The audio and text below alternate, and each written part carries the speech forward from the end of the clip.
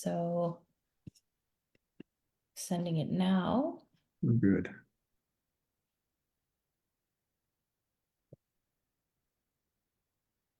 Okay, and we're live. Awesome. Okay. So I'm here with Shawn, and we're just going to start out by introducing ourselves in case you don't know Shawn or you don't know me. So Shawn, go ahead and tell us a little bit about you. My name is Shawn Bean. I'm a functional medicine specialist, handling complex cases in regards to nutrigenomics and also biochemical pathway imbalances with emphasis in chronic illness and enhancing athletic performance, and also now getting into anti-aging. What I tend to do is I tend to reverse engineer chronic illness by looking at the imbalances in the metabolic pathways and the genetic expressions and looking at them from a three-dimensional avenue. We're able to see how all the systems intersect together. And what I do is I use the genetics as a map to tell me potentially where the problems could be.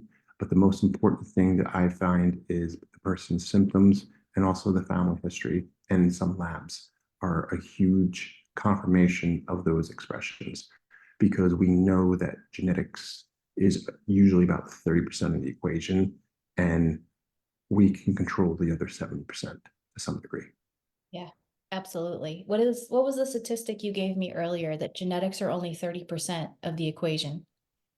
30% of the equation is factors into, hey, I have MTHFR, homozygous, so you might be expressing at 30%, which means, hey, there's a 30% probability that this is actually affecting the pathway.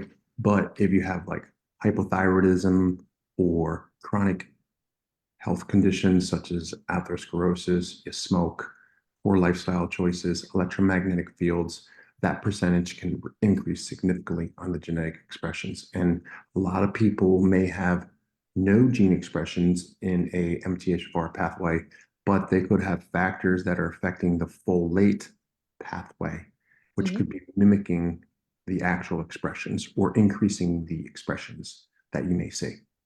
Oh, that's really great to know, because I think a lot of people believe that genetics are the end all be all, and we just have to have our genetic, report from 23andMe, and then we supplement accordingly. And what you're saying is that's not the whole equation, really.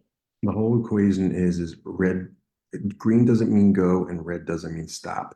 And the Mhm. thing too is I have people that should be expressing as red that should be look like they should be like mass murderers, but they're calm as a kitten. Oh, So just because it's red, people get freaked out. yeah. But if you're not expressing it, then it's not a problem. Exactly, exactly. And we're going to be getting into some of that. I'm going to introduce myself. So if you don't know me, let me just change. There we go. If you've never met me before, well, I work with Shawn. I'm a functional medicine nutritionist. I've been doing this for about 18 years, and Shawn and I share a love of biochemistry. Shawn, however, is the guy that is the expert on biochemistry. He solves some of the toughest cases. And in my position, I solve a lot of the toughest cases with nutrition, some root cause illness type of situations, but then I also integrate metaphysical causes and help resolve from that angle. So when I say a metaphysical cause, I'm talking about an emotional construct of the mind, or like an emotion that you went through when you were two. It got trapped because it was never dealt with, and it's now influencing, well, your genetic expression. It's influencing how your nervous system signaling is happening. It may have rewritten your gut microbiome, and it could be influencing how even your lymphatic system is holding things and not letting things go.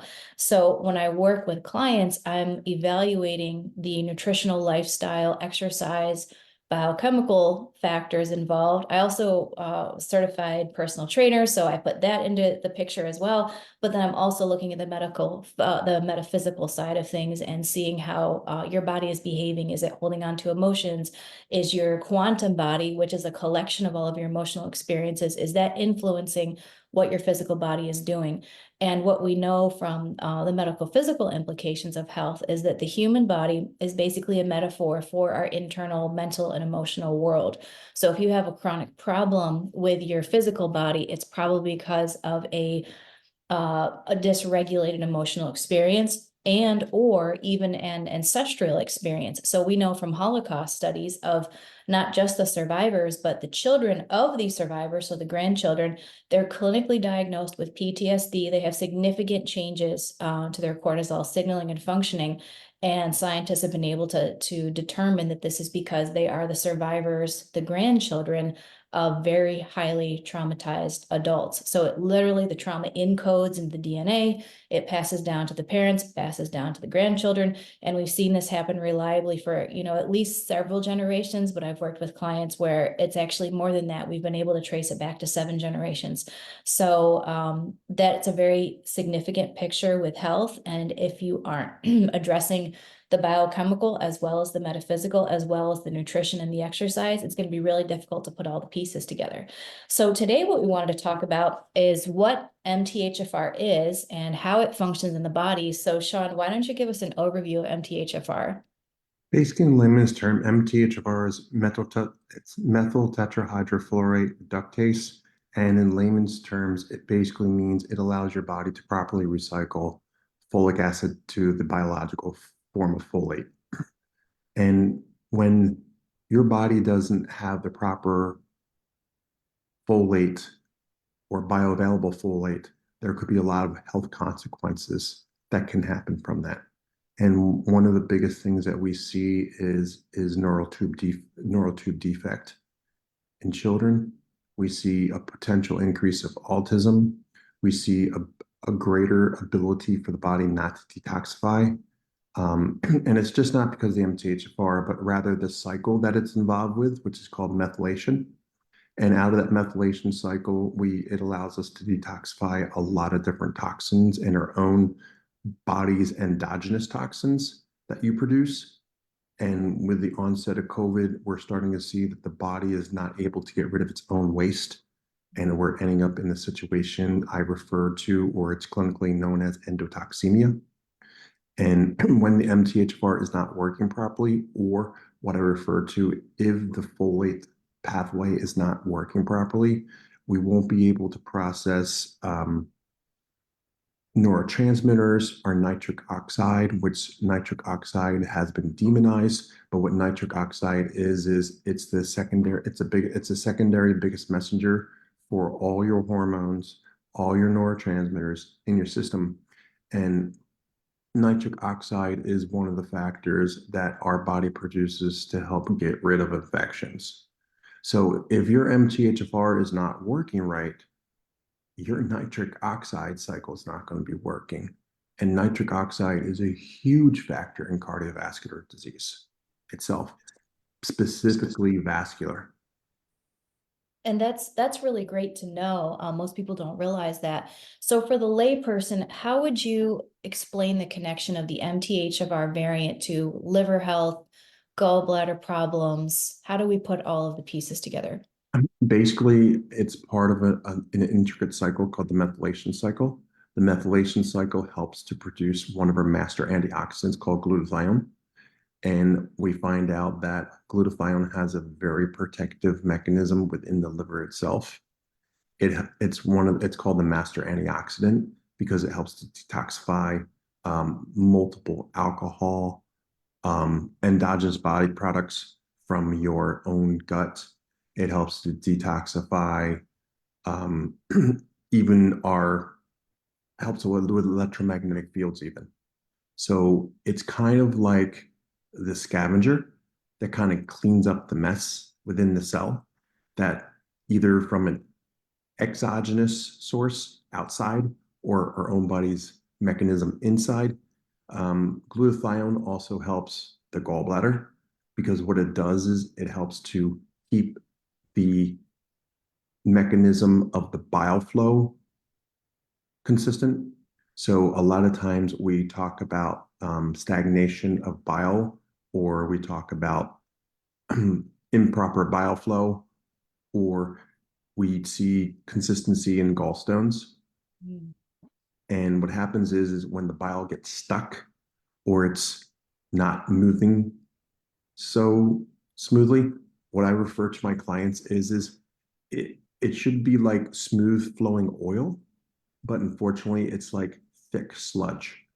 And when it's thick sludge, you can't detoxify. It becomes a toxin to your own GI tract, which can cause similar responses to somebody that's taken an antibiotic because bile helps to disinfect the GI tract and it helps to keep the liver metabolism in the different phases of the liver, how it detoxifies, well balanced. So it's a huge component into many, many areas. And we have to make sure that the glutathione is properly recycled. The improper recycling glutathione um, is huge. And sometimes when people have a negative response to sulfur or glutathione itself, it usually means that there may be other mechanisms within that cycle, that complex cycle, that need to be properly addressed.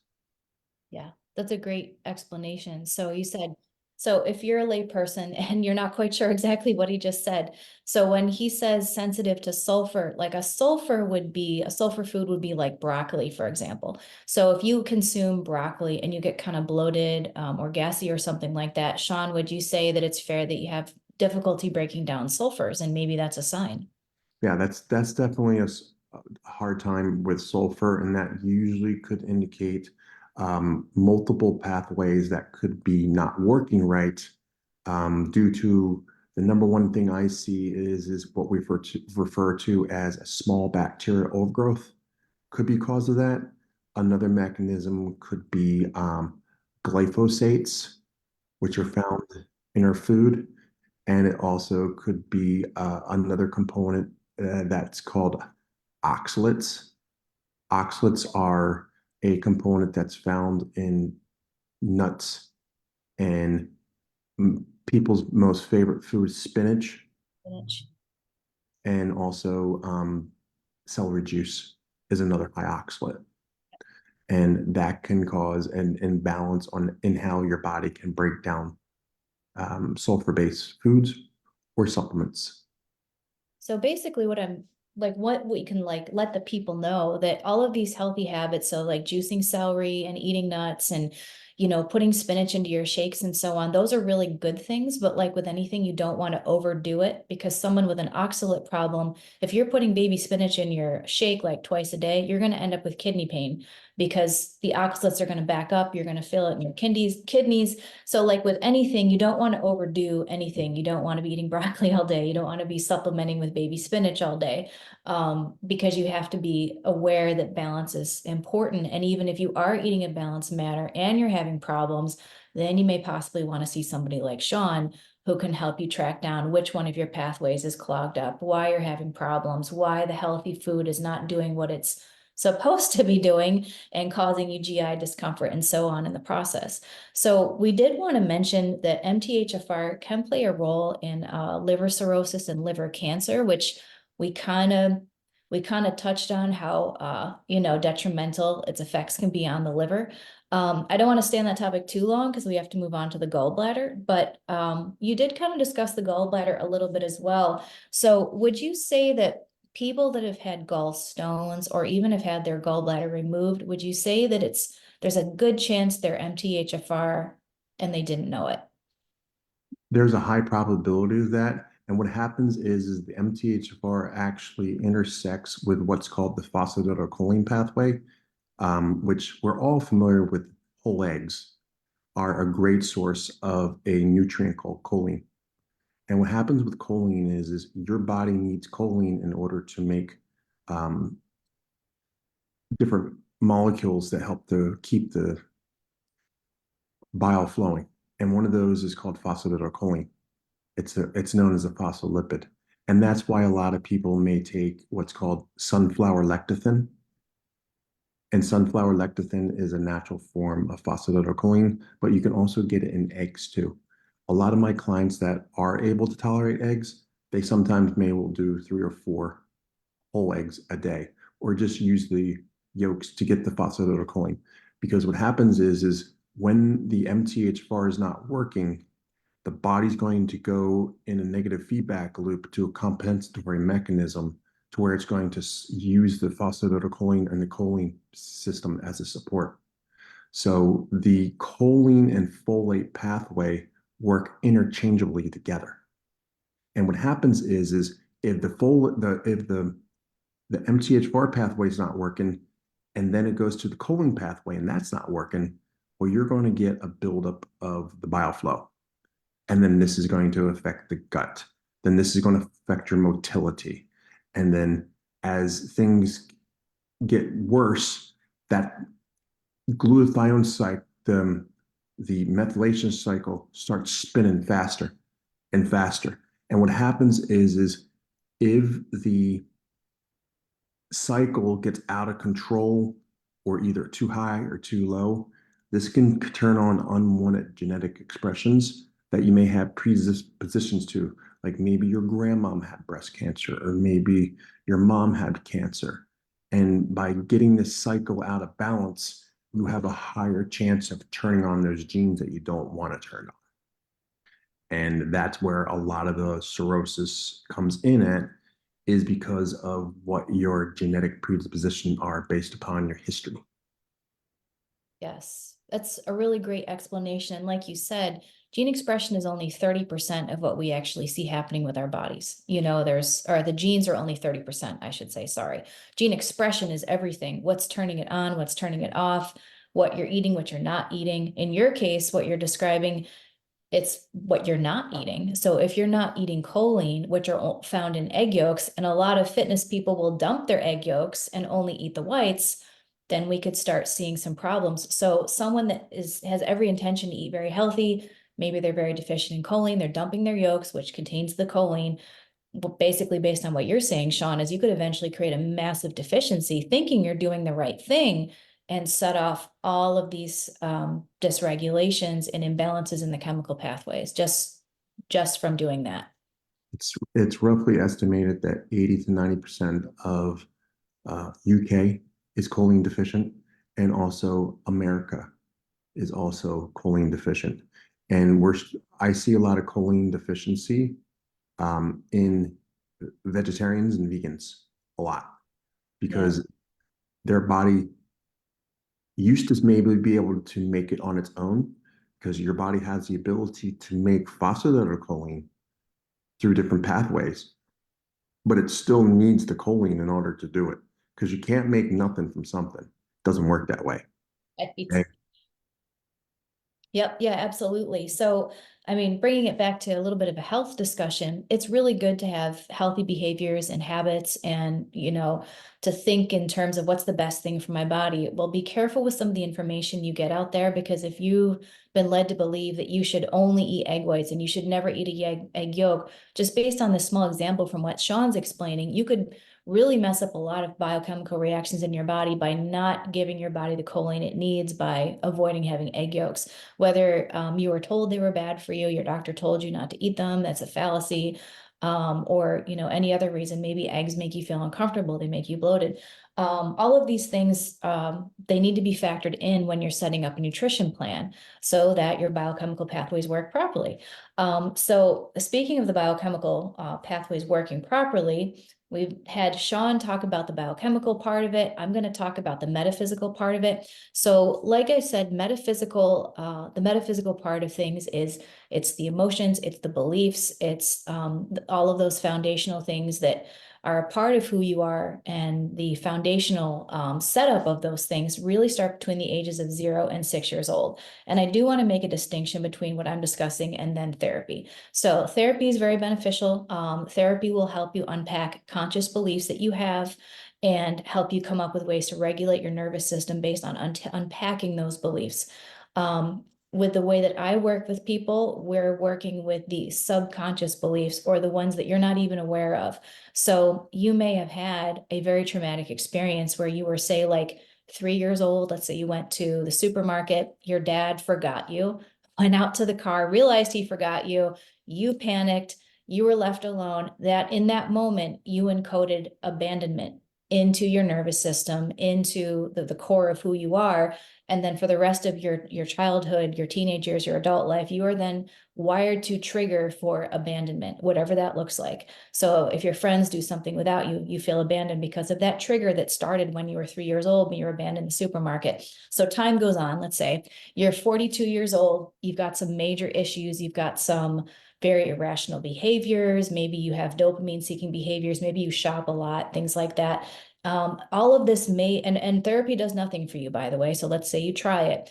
And it turns out this is because you find out later, because you work with someone like me, it was because you were abandoned when you were 3 years old in a supermarket and your whole nervous system dysregulated and rewired itself to be in this constant state of panic, of worrying that you're going to become abandoned. So you might not even remember that memory, because who remembers things from when they're 3? Not very many people. Maybe you do, maybe it's patchy memories, but not everyone remembers things like that.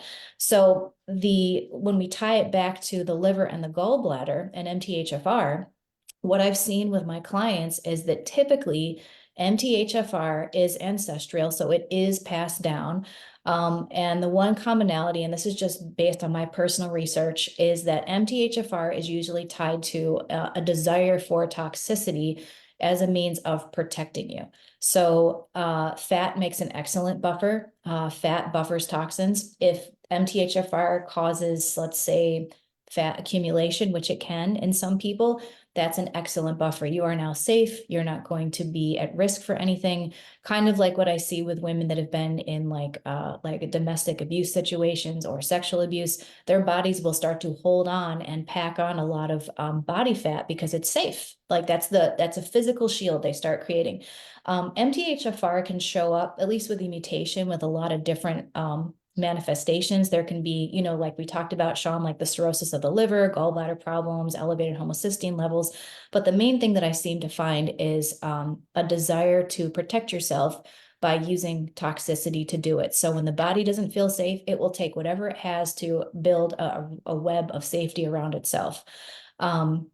So that's something that you would unpack on an ancestral level, like which ancestor on which side of the family originally felt that way, or maybe it's both sides of the family, or maybe you don't even have it at all, but your body is behaving that way because of something emotional that happened to you, and your body rewired itself accordingly because of that foundational belief from age 0 to 6.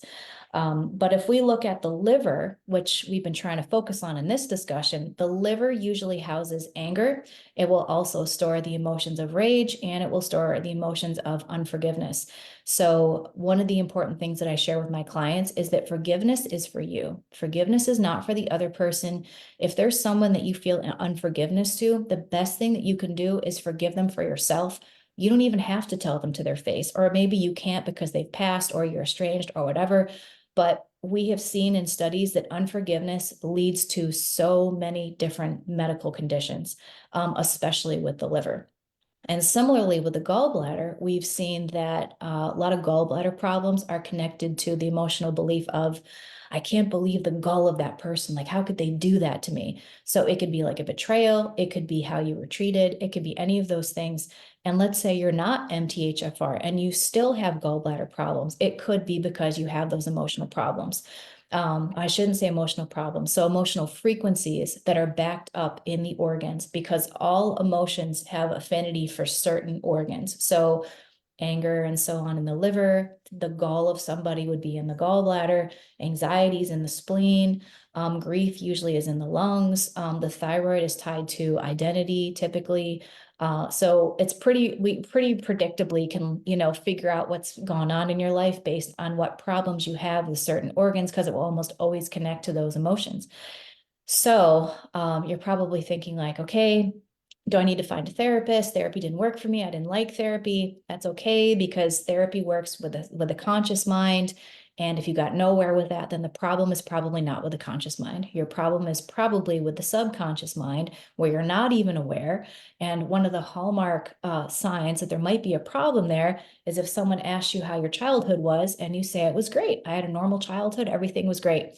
Usually that's a sign that you don't realize just how dysregulated it really was. And then come to find out, you interview somebody, their parents were divorced, they were in a car accident, they didn't make the basketball team, all of these things. that really can dysregulate the nervous system that stays with you into adulthood. So then when you become 30 or 40 years old, that's when you really start to see the quote unquote fruit of the emotional things that have happened to you when you were 4, 5, 6, 10, 11 years old. And then what happens is that people immediately blame the person closest to them. So typically that's a best friend, maybe that's a spouse, and you start pointing the finger and saying that's who did it to you. Maybe they need to be, maybe they are responsible for not treating you the best, but really what they're doing is they're triggering something in you that was already there as a child, and then it amplifies things. And that's when we see disease states really start to show themselves. They become diagnosable. Women start to see weight loss resistance, which is mostly what I'm focusing on in my practice, but I'm also working with people that have thyroid problems, IBS, IBSD. I've worked with a lot of first responders that have had severe IBS type problems because they were hit with so much fear and terror in the field that it got stuck in their nervous system, and then their gut couldn't hold it together because it changed their whole microbiome.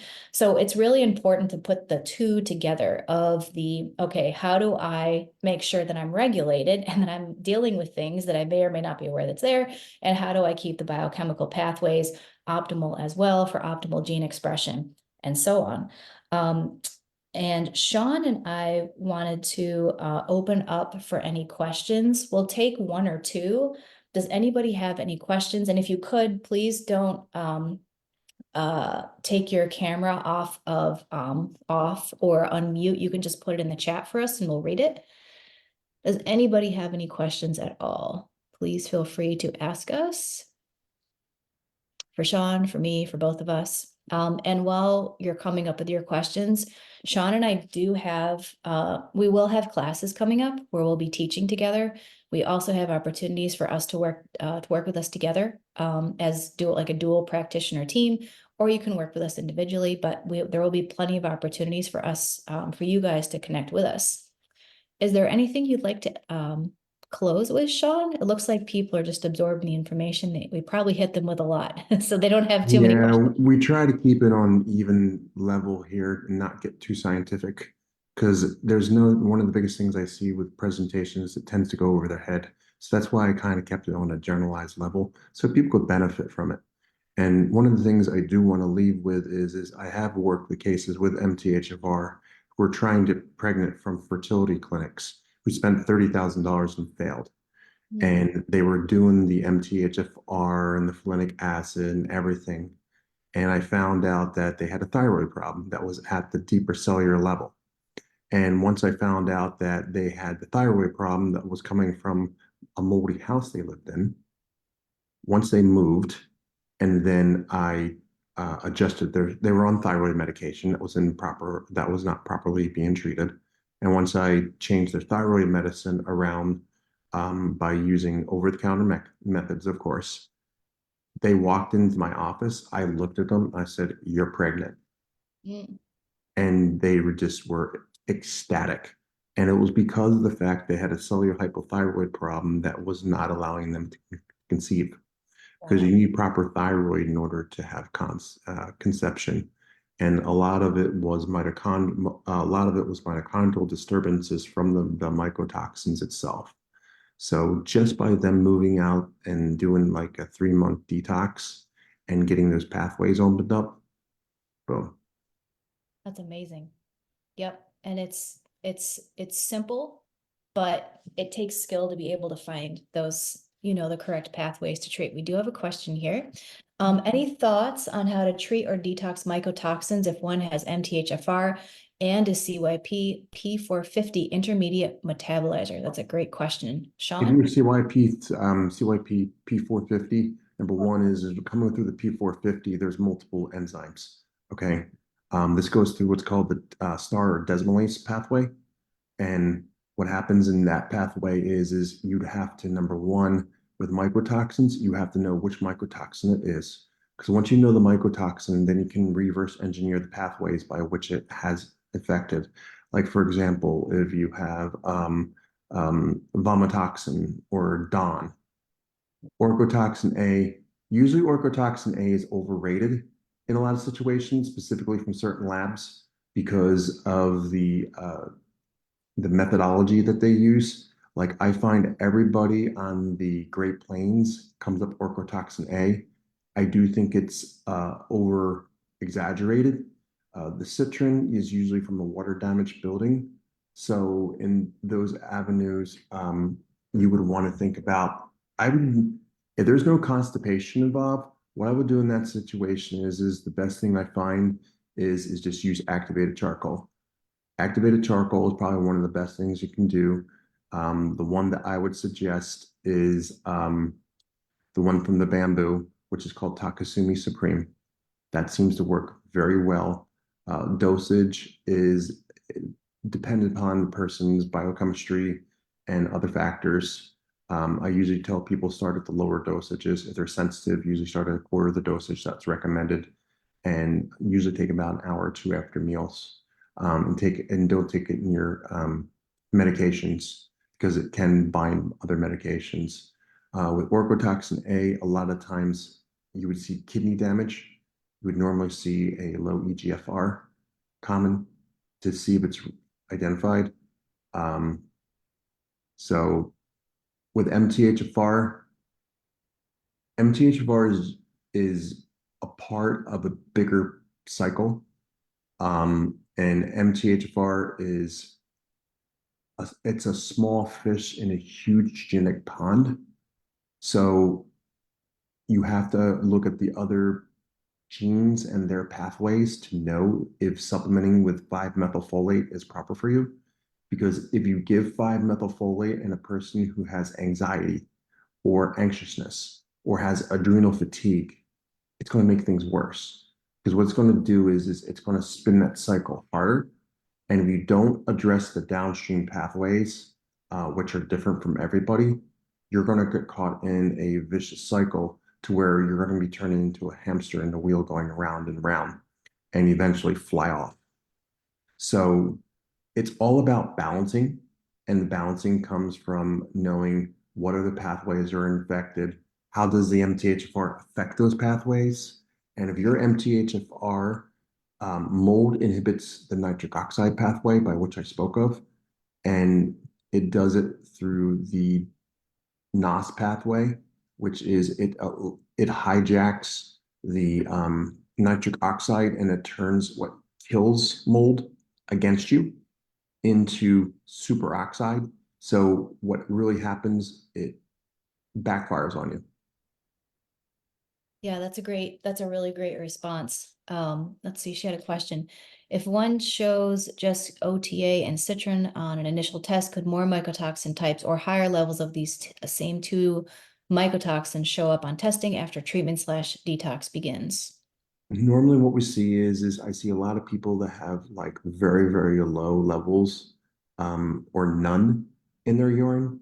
But when you start addressing it by opening up the cell membrane, by getting your detoxification pathways going, on the next test, you'll see it jack up high because that's your body starting to release it. We also see that on glyphosate testing. We'll see low glyphosates, and then all of a sudden, once you open up those pathways by which they detox, then you're going to see a much better response. Yes, Yeah. I work with children from around the world, as little as, all the way down to toddlers to all the way down to infants. Awesome. And I'm going to add to that from the metaphysical side of things. In working with people that have mold toxicity, and Shawn and I share clients. So he works with mold toxicity clients, and then I help them with nutrition, metaphysical causes. One of the things that I've been noticing is that most people that have problems with mold, they've been a victim of something more or less, not necessarily anything really severe, but usually it's not appreciated. Maybe they've been held to super high standards. Things along those lines typically coincide with mold infection. So if that sounds like you or somebody that you know, that could be part of the underlying metaphysical terrain, so to speak. And it might not even be yours. It could possibly be ancestral, passed down, like the Holocaust survivor offspring example. You may have inherited it, and there could be something you experienced that then triggered that. So that which you already had from an ancestor, you became yours as well, then becomes resonant, and then it becomes very, very, very present. So that would be another angle to consider as well, as you're working through these types of things so that you get complete resolution in a very fast, timely manner. So how long does it take? This will be the last question because we're already over so much. We were trying to shoot for 18 minutes, but we're over. So this is the last one. How long does it take on average on a range of time / months / years to cure mycotoxicity? Is it a lifelong chronic condition, or is there a light at the end of the tunnel that's treatable and it will not return? This is a very good question, and it really depends on multiple variables. Specifically, what type, do you have the ability to get rid of it from a genetic standpoint? What are your pathways currently looking like? What other factors are going on in your life? Are you addressing the gut microbiome? Are you addressing the endocrine system? Are you Let me addressing, ask a question. Oh, oop, there we go. are you addressing other factors? So, that's a wide open question that has so many different variables to consider. Normally in Chinese medicine, we look at for every month that you're sick, it's a year, or for every year that you're sick, it's a month. So you may have had something start when you're 20, but it actually started back when you're like 5. And then that's how many months it usually takes. Um, so if you're 30 years old, you had it for 20 some odd years. So figure on 20 months, somewhere between 18 to 20 months to get that resolved. But now with the intervention of Becki's therapy, we can accelerate that tremendously. Oh, yeah. If we can remove the issue from the quantum body, so that's all issues start with the quantum body. So that's the human spirit, the soul together, which is what I'm working with in my appointments. This is what's different from therapy. So I'm not a therapist. A therapist is going to work with your conscious mind. I'm working with the soul and the human spirit. And that's where a lot of these disease processes start, because we end up reacting to something just like any human being would. We have difficulty processing what happened, or we're scared, we're traumatized, and then it gets stuck more or less. And then disease processes spring forward from there. So, for example, someone could have something happen when they're 2 years old. And then as a result of that, let's say rejection, they then have to get a hysterectomy when they're 47. So it may take just that long for the disease process to really, come full circle to where there's something tangible that then, oh, we have to treat this sort of thing. So I would, though, encourage people to, work with Shawn, work with someone like me at the same time, because it's never going to be just a physical problem or never just a emotional problem. I encourage people to do both. We do need physical inputs. We need to work on emotional inputs as well. Okay, last question. If my parents separated at age 12, car accidents age 10 and 16, how would I be affected? I can definitely answer this, and Shawn can as well. So I would say if your parents separated at the age of 12, that would create a lot of instability and unpredictability in your life. And at that point, your nervous system would probably get the message, my environment is not safe, nor is it predictable. So your HRV, which is a measure of nervous system functionality, so we want a high number, which means that your nervous system can vary based on what you're doing. So it recognizes, okay, I'm resting, I don't need to be on high alert, versus, oh, I'm training for a marathon, I need to be like really on high alert.